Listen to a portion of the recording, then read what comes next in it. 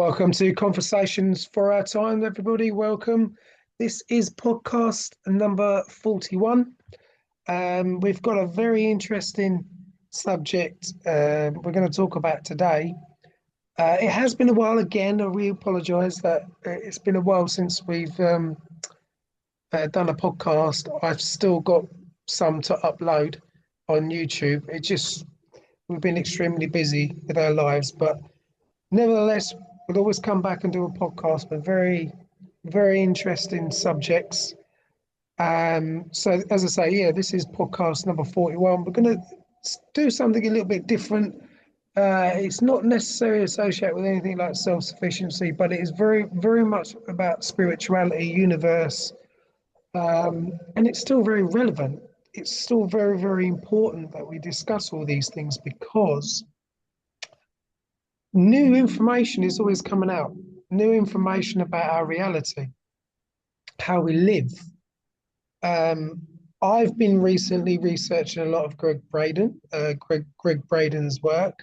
His work is absolutely phenomenal. It's amazing. I've been listening to him probably for about maybe 10 years, 12, 13 years, but I wasn't quite so awake at that time. And I've gone back to his work, and it's very, very interesting how he speaks about the ancients, and the ancients were talking about like the indigenous traditions, and they were all talking about the changes that are happening around our world. We've got to leave the old world behind, and we have to allow for the new, because people have still got this habit because of everything that's happened in the last 4 years, the COVID stuff and all of that. People want things to go back to normal, but we must move within the times, within the new era, a new epoch. So, and I like the word that he used. I was watching a presentation. It's about adaptability. We need to adapt. We need new information. The solutions are there, and even he says that not a lot of these solutions are in the mainstream media. And a lot of people will say that this information is hidden, but I'm not so sure it's hidden anymore because I have a different perspective. I think it's there for us to go out and learn these things. So we're going to hit up a very interesting subject today. It's regarding a book called New Science of Heaven.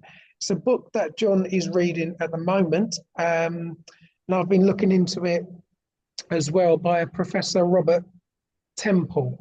I like the name Temple because obviously Temple is God head, so it means that I'm on the right lines. Any of these synchronicities I really, really enjoy.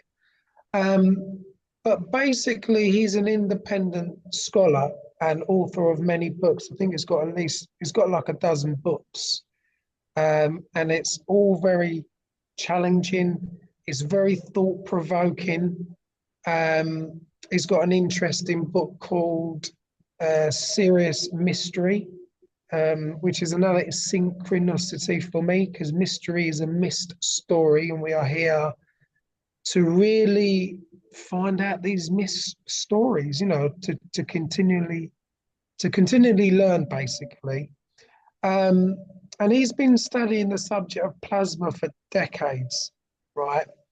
So we understand this is the subject that we're going to go into, and John's going to go into in really deep aspects of it. So plasma, as we understand it in a general point of view, it is superheated matter. It's very, very hot. We're talking extremely hot. And even I'm going to go into that a bit later on once I'm going to get John to speak as well. But it basically means the electrons that are ripped away from the atoms, and it's formed as ionized gas. Okay, and this is something that is comprised of 99% of the so-called visible universe. So that's the general gist of it. we're talking about everything is plasma, everything, the sun, all the stars, the earth, everything is plasma. We are plasma. And there's two different definitions of plasma, but I'm going to go into that a bit later on. But plasma is a form of, in his words, in Robert Temple's words, is plasma is a form of matter that does not contain atoms. So his version of things is very, very challenging to, is upsetting basically the mainstream scientists, which is good because all this stuff needs to be challenged. And it's brand new information. Um, and it's completely a different perspective on things. It's a new view of how everything works. It's a new science, hence the name of the book. So that's the introduction of today. I'm going to hand it over to John. How you doing, John? I'm good, thanks, George. Great introduction there, mate. So, yeah, plasma. Well, for those of you that don't know, plasma is called the fourth state of matter. Um, but even that is not really an accurate description of what plasma is. George has kind of given an overview of what plasma is from a kind of molecular level. But what I'd like to do is start off with I'm actually going to read from this book because I think it's really important, and then I'm going to interweave other aspects of what I've learned about plasma through my studies of the sun. So plasma is something that is scalable. It goes from the microcosm, and plasma is in our bodies. We are essentially plasma beings in a material form. We can look at this from a spiritual aspect where the ancients talked about the spirit. This is what plasma is. So I've known, as you, George, the spirit is the divine intervention. So we can call it God, we can call it Buddha, we can call it Christ consciousness, we can call it the Tao. But essentially, plasma is the manifestation of the inherent energy that is everywhere in the universe. And it's at least 99%, it's probably 99.9% of the universe. So one of the first documentations of plasma written down was by Aristotle, who lived approximately 2,200 years ago. Okay. Now, I'm just going to read a quick thing. So everyone's probably heard of the fifth element. Aristotle described plasma as a fifth element. Okay. So after earth, fire, wind, water, plasma was a fifth element. So this new element is, according to Aristotle, a soma, which is physicality, and can therefore be counted among the natural somata. Okay. But it does not share the substance of the four earthly corpora, which means elements.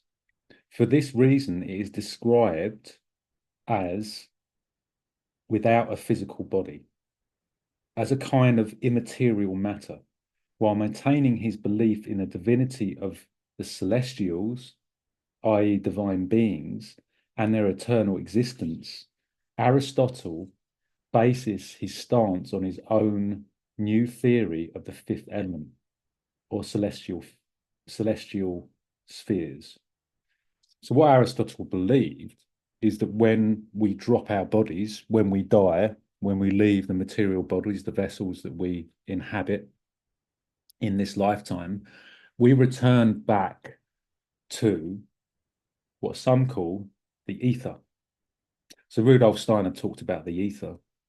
The ether is the unseen, but it operates everywhere. We can also call this God, we can call this Buddha, we can call this Tao. And every single culture has an explanation for what science cause plasma. So that's really important that we remember this, because all the things, when we have that feeling, not thinking, but the feeling, that's plasma. Our energetic biofields are run on plasma. So our electric fields, which are connected to the Earth's electric field, which is connected to the sun's electric field, or the magnetosphere, which is connected to the galactic center, it's all operating through the medium of plasma. So plasma, as I said, is known as a fourth state. It's not actually the fourth state, it's the first state. So everything is born from plasma. Because material, i.e. solid, water or liquid, gas, is actually at most 1% of the universe, of the observable universe. And therefore, it comes from plasma. So it's a rarity to have this. And what Rudolf Steiner talked about is the three states of matter are very dense plasma. So it's where plasma can collect to form structure. So microcosm to the macrocosm. If we go into the macrocosm first, plasma is connected through to the solid bodies and our sun. Our sun is basically a plasma ball. It's not what we're told. It doesn't make any sense to me. The Big Bang is a complete fallacy. And what I think really is that, I mean, we can go into this. So there was a guy called Christian Birkeland. He lived in the late 1800s. He produced a number of works, and he observed that there were electrical fields connecting the sun and the earth. So between the sun's magnetosphere and the sun and the earth's magnetosphere, this is why we see the aurora borealis and the aurora australis, which is the northern and southern lights. These have been observed. They were observed by Aristotle. Aristotle said the sky was on fire, and he observed these in Athens. Many of the listeners might have seen these in the UK very recently. We had a big geomagnetic storm, which is where the sun shoots out what we call coronal mass ejections. And these are high-speed protons, which are ionized, and they then interact with the Earth's magnetic field, our ionosphere, and they produce these colored lights. That's plasma, basically. So there was a man called Anthony Peratt. He wrote a book called The Physics of the Plasma Universe. He is a leading kind of protagonist in the electric universe theory or the plasma theory, universe theory. And this is what one of the quotes from his books: the high conductivity of cosmic plasma permits electric currents to flow that constrict the plasma to filaments. These are what we call Birkeland currents. So it was named after Christian Birkeland. These current carrying filaments form transmission lines which allow electrical energy to be transported over large distances. And we're talking billions of light years. So they're actually connecting galaxies. Transmission lines consist of an assemblage of two or more conducting paths. So these two or more conducting paths actually form a double helix. Where do we find double helixes? DNA. That's interesting, isn't it? Transmission lines consist of this assemblage of two or more conducting paths. Transmission lines on Earth, used for communications and the transport of electrical energy, employ conductors that are usually arranged parallel to a common axis, i.e. side by side. This need not be the case in space, and is often not the case in filamentary current conducting plasma in pulsed power generators. We are now producing semiconductors. Our bodies are actually semiconductors. Okay. So this is really groundbreaking stuff. Our DNA is actually allowing the transmission of plasma through our bodies. This is spirit. Yeah, this is energy flow. I mean, this book is absolutely fascinating. I recommend to anyone to get it because it will, if you're into this kind of thing, it will blow your mind. So I want to then go on to a chapter called How Our Bodies Emit Light. Again, all from this book. So this isn't anything I'm making up. This book is amazing as well because there's so many citations from all these different papers that have been written. A living organism. So this is a English translation of a paper called Future Science entitled Bioplasma, the Fifth State of Matter. And the man who wrote this was, let me just quickly look. In fact, I can't find it. Grishenko. So he says, a living organism can be described as a biological field or biofield. We have obtained evidence that the fifth state of matter, bioplasma, exists as part of each organism's biofield. This bioplasma consists of ions, free electrons, and free protons. It is highly conductive and provides opportunities for the accumulation and transfer of energy within the organism, as well as among different organisms. This is how we communicate. Bioplasma appears to be concentrated in the brain and the spinal cord. What ancient belief talks about the spinal cord? Kundalini, which is a DNA helix. At times, it may extend considerable distances from the organism, raising the possibility of telepathic and psychokinetic phenomena. I mean, this stuff is just insane. I'm like, so another thing about melanin. I mean, I'm sure most people know what melanin is, but melanin. So this is from another book. Melanin is not only a semiconductor, but also a room temperature superconductor.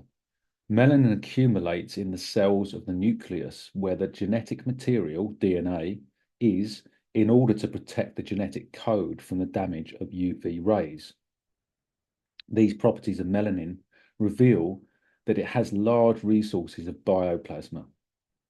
With the semiconductor properties of proteins and melanin, electrons can travel over long distances without losing energy.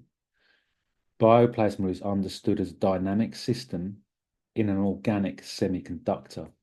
The total energy of bioplasma consists of thermal motion, kinetic energy, and particles, floating particles, the electric field, the magnetic field, and solitons.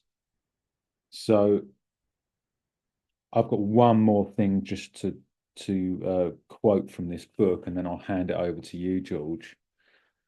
It is, I mean, this stuff is just so insane. When I read this, I just think all of my research into spirituality, how everything is connected, and how we can all communicate. You know, when you meet someone, you just get this feeling that you've known them before.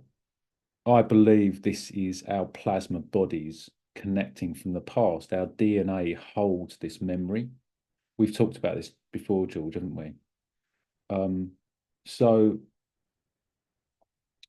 there's a couple of things, and these are about EMFs. So most people understand EMFs to be emitted from electrical devices, but actually EMFs are everywhere. We have natural EMFs, and this is coming through plasma interacting with the Earth's magnetic field and our own magnetic fields.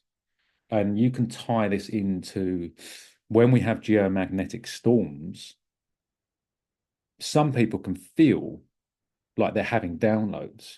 You know, people talk about downloads. Rudolf Steiner was a clairvoyant. He received this information from the universe. Some people call it God, whatever.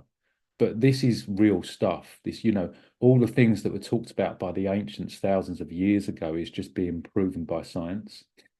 So it is a valid assumption that all these special features of the reactions of living organisms to EMFs are associated with certain biological systems formed in the process of evolution for the reception of information from the environment. This hypothesis has already received experimental verification. And the last bit I'm going to read. So there's a man called Pressman, and he wrote a couple of books.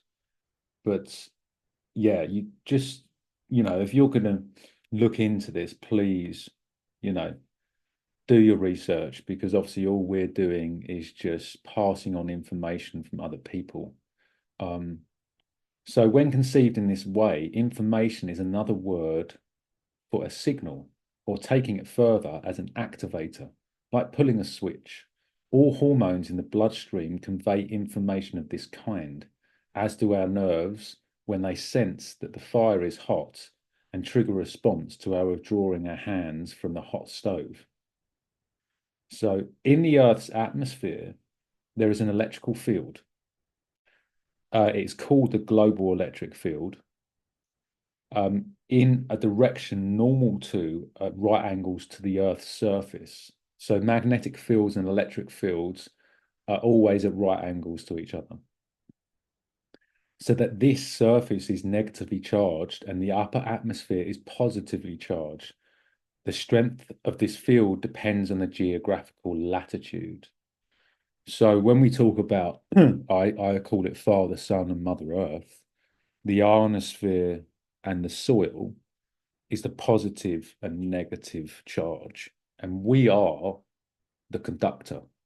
This is how we receive this information. This is how we become enlightened. When we are in the same vibration, we are able to do these amazing things. We're able to make these amazing connections. We're able to manifest what we truly desire. And so many people, Neville Goddard has talked about this, Alan Watts has talked about this, Manly P. Hall, Tesla, all these great names, they were talking about exactly what we're talking about. The Buddha became enlightened because he realized of this connection, maybe not scientifically like we see now, but they all knew about it. So that's kind of it for me, Jules. The only other thing I really wanted to kind of mention was that these Birkeland currents, which connect galaxies, are actually the birthplaces of stars. So when a Birkeland current receives enough energy, we have these plasma balls, and these plasma balls form at what they call Z pinches. When there's enough density of the plasma, this is what then creates stars, solar systems, etc. So, I mean, I'd like to know your thoughts on that, George. I know you've probably done a little bit of research yourself, but what do you think about all that? It's absolutely mind blowing. It's absolutely mind blowing. That's what I'm going to say about that the first thing. And it's extremely deep, extremely deep. You touched upon so much there, even I had to make some notes, right? Because there's so much to say with that absolutely resonates with me. So the whole point of all of this is to understand the micro to the macro. So we're looking outside of us um, to see what really, learning all this, everything that you've described, learning all this to learn what's really going on inside of us. Yeah. And that is the lesson. That is why we are here, to do just that. And it's all about the micros and the macro. Absolutely. So I'll go back to the word elemental. It's very interesting that you've said that, because I wrote a little bit of my book. I'm writing a little book of etymology, but I don't know when it will be finished. But let's go back to the word elemental, the earth, air, fire, and water. Okay, so we can see the word God and mind in the word elemental. El in Hebrew is God. The E in there, E is the ether, Ether, but phonetically Aether, which is also known as the fifth element or quintessence. Yeah. So it is the highest element in ancient and medieval philosophy, right? That permeates all nature and in all of the universes, right? So in the Greek mythology, Ether was the primordial god, protogenes, of light and the bright blue ether of the heavens. Okay. Um, and what does human mean? Hue is light, right? Man is a being, being, being, in G, inner G. Inner G is inner God. Energy, be energy. We are light beings that we need to be energy because the more we understand about the whole universe, it's basically electrical and plasma, right? And all of this is going on within us, right? And I'm just making my notes. So if we go back to the two meanings of words, there's two meanings of the word plasma. So we got the root meaning of it is to mold, is to make something out of it, right? So one of the meanings of the plasma is used in hospitals, yeah, and Robert was talking about this. So we've got it's to do with the blood, basically. So it's a medical term, and we do have um, blood plasma, and within the blood plasma is your minerals, is your salt, is all your what's it called, stem cells. So in stem cells is obviously to create as well. And then the word plasma was actually introduced in 1928 by the American chemist and physicist Irving Langmuir. You might have heard of that in his book, John. Um, and he invented the word plasma, meaning associated it with the word ionized gas. Um, and what also is interesting when you said the word Big Bang, it's never sat right with me the last 5, 6, 7 years when I woke up to what's really going on in the world, because there is no beginning and there is no end. There is no beginning, there is no end. It's always has been. Everything has always been in the present moment. There is no past, there is no future, there is no sense of time, right? It's an illusion and it's a construct. Everything happens now. So I don't believe there's a beginning or end. Um, and again, going back to the auroras, the UK geomagnetic storm, I believe that they are downloads, all of the solar rays. And again, I will say that we have had these before in the past in the UK, before HARP technology, before all of that. We've had this. This is the universe saying to us, please learn about me. Please learn about me. It's a sign. It's a sign. It's happening in our times. And we point the finger at HARP. It's like we've just stopped learning. Look at what we're doing. Look at what we're doing. We're looking into the essence of the universe because of these times, these things that have happened in the modern times. We are looking into it and we're finding out what it is. And when we learn these things, all we're ultimately doing is learning about ourselves, learning about ourselves. And the neocortex, let's break down neocortex, right? So the Neo, as we know in the film Matrix, is Neo. Neo is operating from his Neo cortex, his higher brain, his higher consciousness, his Christ consciousness. Obviously, Neo is the anagram of one, and we need to bring the left and right brain hemispheres to be one. And the more we do that, the more we see the truth, the more we see what's really going on in this world, and we have a true, deeper inner standing because there's an infinite inner standing to be had within this world. What we've been told is not necessarily the truth. We haven't. And that is connected to let's go and look into things further. Let's learn this stuff. These things like Robert Temple, he'll, these researchers will come to us to learn a different aspect of what's really going on. And we need to have the understanding of it all. We need to have the understanding of what's going on. So if you break down the word cortex, core is the core of your being. And then tex, T-E-X, is I'm trying to remember it now, is the ancient Greek letters. It's always going back to Greek, right? Because there's a lot of truth to be found within this. And T is actually T-A-U, oh, sorry, T-A-O, which is Tao, is phonetically Tao. And obviously the Tao is to do with the yin and yang and the nature of the universe and how everything has come about. And then you've got E, which is epsilon. Epsilon is permittivity. Let me get the actual definition. I know I'm conscious of the time, but this is very important. Epsilon.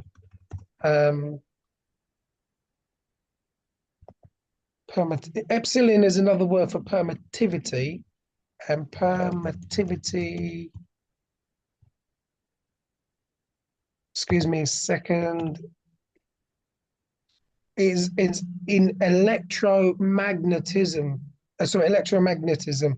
The electric is to do with electrical fields and currents, charges, electrical charges. This is happening in your brain, yeah. And then you've got the X. Well, what is the X in Chinese? It's the chi. It's the balance. All of this is connected. All of this is connected. And when we balance the brain, we get to use the heart. And you have to allow that light, human light, to come down from the brain to come down into the heart. So when you imagine the two hemispheres of your brain lit up from the neocortex all the way down to the heart and the left and right brain hemisphere, that resembles a cross. This story sounds familiar, doesn't it? So when you go, you resurrect yourself and you come down into the heart, where Om is where the heart is. The earth being an anagram of the word heart. So heart, Om, obviously in the Jainism, the Buddhism, the Hinduism, is the sound that is the center of creation, and there is no beginning, there is no end. All of this is connected, and I do want to go into things a little bit more deeper, but that's my response to what you're talking about, John, and I think it's very much connected. It's very much now, it's very much relevant to everything because you'll find that everything connects to everything, John. All I can say to that, George, is boom. Wow. Yeah. I mean, look, man, it's all connected.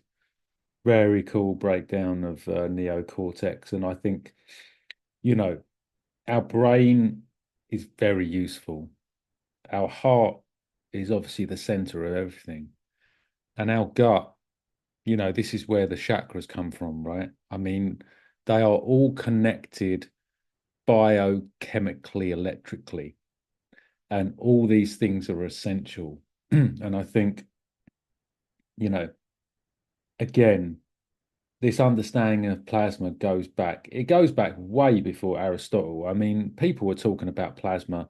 They were doing cave paintings and petroglyphs 42,000 years ago, and they were plotting plasma discharges in the sky. This is why all of the ancient megaliths were built. It's all connected. And, you mentioned at the beginning of the podcast about the information is hidden from us. It's not hidden from us. It's there. What we have to do is raise our vibration. We have to let go of what we think we know and allow this information, energy to come into our beings. And if we do that, and we're two examples of this, George, is the more we've let go of all the things that we think, whether we're blaming people or, it's them, it's us. No, no, no, no. We're all one. Even the people that are, against life, so it seems, are there for our awakening. They are there for our enlightenment. So I think this is probably one of the best podcasts we've done. I actually want to do another one, a part 2 on this plasma, because I think there's a lot more to talk about. And yeah, man, I mean, this is the thing that is going to help people to really look into themselves. So whether you're spiritual or scientific, actually, let's go the middle way, because both of those perspectives are really important. But really, it's about how we feel. The information and the scientific knowledge is just to back that up if you need that. But really, it's about going within, as you were saying, George. And I really liked, your breakdown of all those words, because that is the hidden information, is when we can see these words for what they really mean, it makes things a lot more easier to understand. So thanks, George. That was an awesome podcast. What do you think? Yeah, amazing. It's just getting deeper and deeper. I mean, everything's relevant, everything. We've done so much on self-sufficiency, the grand solar minimum. We're really getting into the science of things, of how everything is made and how everything is composed. And at the same time, all we're doing is learning about ourselves. And this is what nature wants us to do, to bring her into our lives, Yeah. just to understand how everything works. And the more we do that, the more oneness and more we integrate with everything that we learn, we integrate with, how we function, because Greg Braden says an important a thing that one of the things that we need to understand is, who are we? That's the biggest question. What are we doing here? Who are we? And we come here to learn, and we come Yeah. here to learn all of this stuff.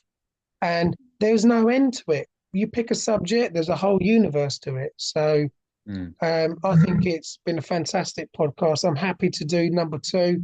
There's more that I want to talk about, of actual plasma and how we use it in every day of our lives, which is really, really interesting. So we're going to continue that. We're going to continue that with the next week's podcast. So is there anything else you want to add, John?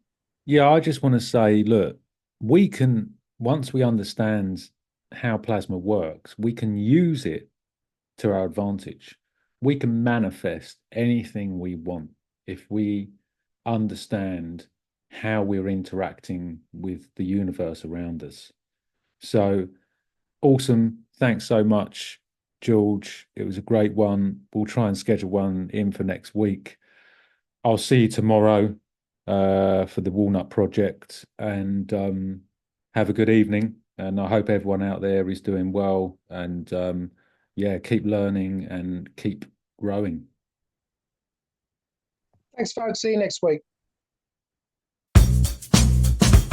Pond 5.